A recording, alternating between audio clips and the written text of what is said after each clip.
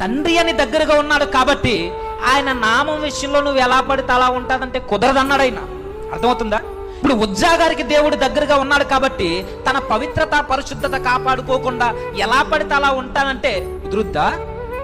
కుదరదు.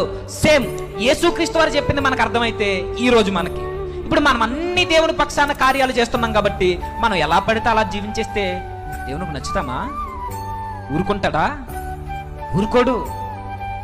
ఈరోజు ఏమొస్తుందంటే మనలో మన దేవుడే కదండి, ఎన్నో ఏండ్ల నుండి వింటున్నాం, వాక్యమే కదండి, మన బైబిలే కదండి, మన సన్నిధే కదండి, మన దైవజనులే కదండి, దేవుని మాటలే కదండి, మనోడే కదండి యేసుక్రీస్తు వారు.